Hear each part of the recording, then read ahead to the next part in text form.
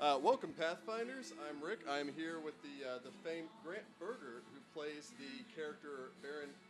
You go by Redheart? You choose the last name. I'll choose the last name. So it goes by, let's go with Barron Ashpeak. How's that? Okay. And so we're here back in Dallas. He's home for the holidays, and we figured we'd ask him a couple of questions and everything else since, you know, I know Joe and Troy get a lot of time to voice their concerns on their own show, so I figured we'd get a chance to talk with you. Absolutely.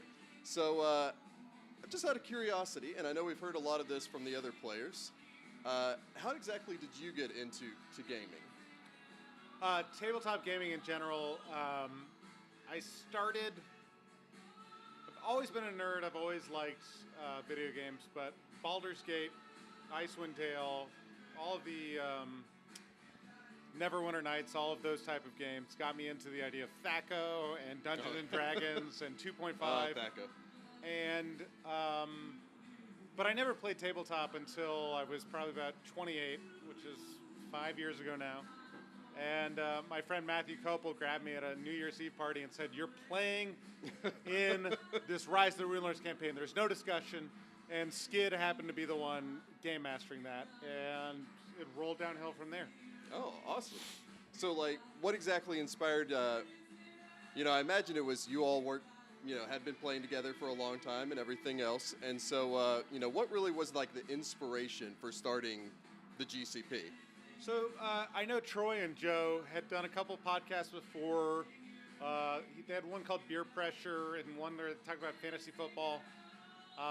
And they didn't end up panning out like the Glass Cannon did, obviously, but yeah, they'd been playing Pathfinder and they've been enjoying it, and they felt like they were good enough at it to where maybe some other people would want to listen. We never knew it would be like this, but Troy and Joe had guested in Skid's game, right? Rise of the Runelords. They played NPCs. They came in. They did a great job.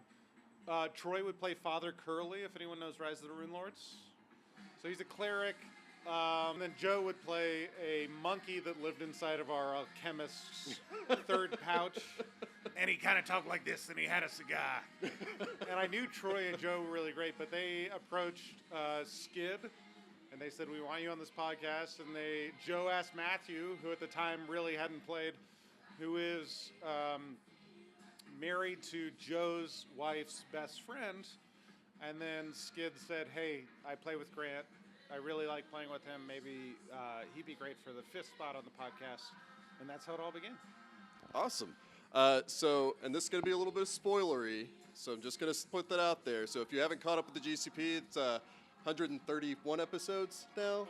When this gets released, there'll be 135 or more out. Oh, okay. So, I mean, that's 135 is coming out. It's our last episode before Christmas, or before the 2018.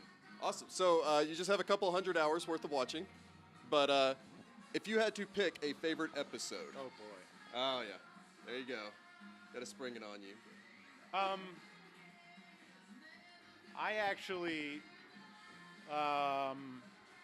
really enjoyed one of the more recent episodes where Barron got to confess his sins in Yanderhof to the priest, because there's been a lot of infighting around Demon's Bloods or other things, and Barron often has to kind of do the stiff upper lip, like authoritarian, like, you guys figure it out, you guys be adults.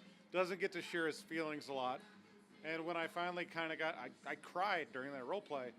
I finally got to... It was a very emotional role. I was really impressed by that, and I'm generally impressed by you guys, but that was a very strong Barron moment. Thank you.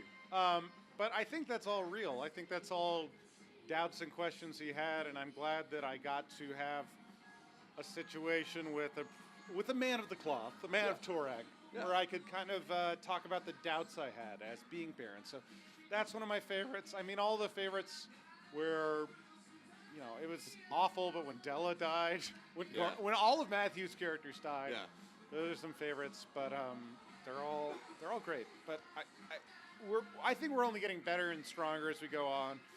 And I hope Barron lives forever, but he might die. Yeah. Who knows? Well, and he's the only one of the original 4 that has been in every episode now. Right. So do you feel like a pressure to keep him alive a little bit more than like everyone else might be a little less careful? I don't. I just hope that I trust Troy, and that's a big part. I mean, it's a terrible idea. Yeah. You're right. But I think that I used to be more like, no, come on, you can't roll that way. But I'm trusting Troy to let the dice roll where they may, but to also choose the right story moments for things to happen. And I'm hoping that he can. What I said when Razmataz got sent out there to die. I was heartbroken, by the way. That was my idea. I know it was your idea. I killed Umlo and I've killed Razmataz through my actions. You've apparently just NPCs around you. They can't make it. And Ingrahild. Well, actually, no. You just didn't manage to get over there in time. I didn't get there in time. Yeah. I failed, but not. It wasn't my idea for her to die.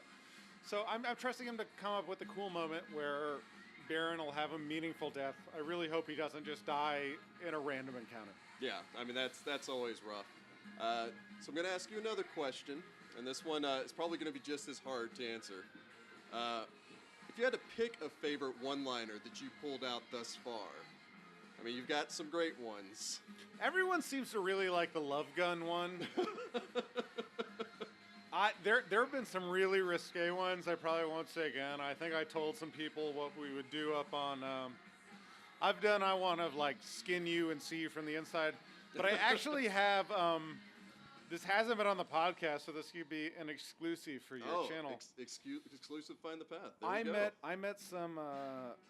and what better way to find the path than with this guy? Oh, yeah. So I met a listener in... PAX Unplugged, and he has given me, I'll show you right now, we'll do a quick little camera preview.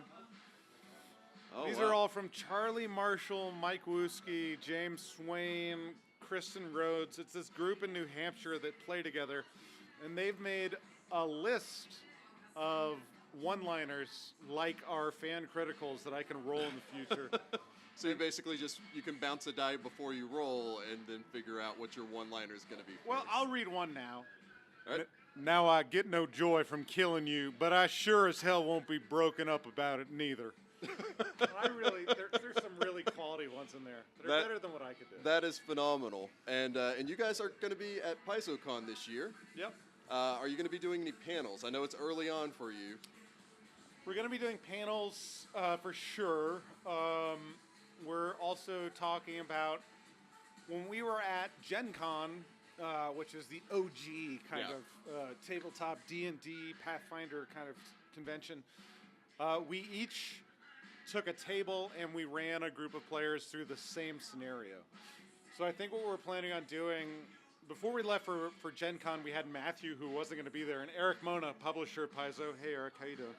If you can get him to view this, I'd be very happy. So I'll send it to him. I'll send it to Dan as well from the social team. Dan Servo, my man. He filled in for Matthew. So Matthew ran us through House of Harmonious Wisdom from Season 8 of Pathfinder Society. So even though Matthew will also probably be running a game there, we can't promise anything. This is not a promise. What we're hoping on doing is having some tables open where everyone will be able... And I know everyone will want to be on Skid and Troy's table. But if you like Barron, if you like Della, Peraza, if you like... I mean, people like Lork too. But please join our tables. We're self-conscious. Oh, yeah. Well, we will definitely be there, and so I hope to get the chance to maybe play with you guys. And, before we sign off, actually, I've got a small good luck charm for you. Oh, no. Oh, yeah. This is a solid silver bullet for you. Solid silver? Solid silver bullet for you, so that... Did Troy tell you we're facing werewolves soon? Is that what this is? I'm going to hope that that's not the case. How will I get this through the TSA? You know, I have to go back to New York City with this. That is... I'm sure you'll figure out something.